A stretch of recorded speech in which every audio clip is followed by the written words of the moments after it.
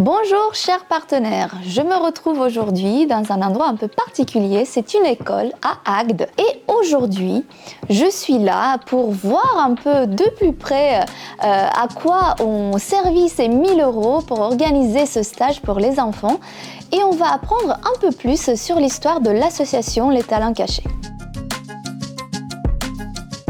C'est pas parce que ces enfants ne rentrent pas dans les clous qu'ils peuvent pas avoir des talents et qui sont pour le moment cachés. Et c'est l'objectif de cette fameuse association, c'est de découvrir les talents cachés. Donc on a pris la décision en fait de faire cette association pour justement générer des stages et découvrir leurs talents. C'est vrai qu'on a la chance adulte de rencontrer une société comme LR et on peut en effet s'épanouir, se révéler, etc.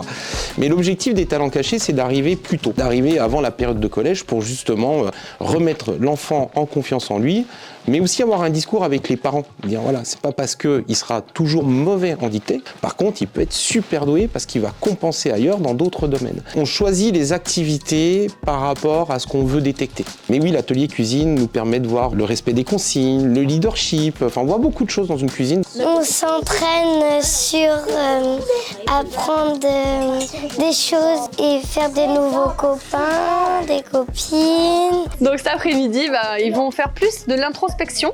Ça va être travailler aussi sur ses émotions.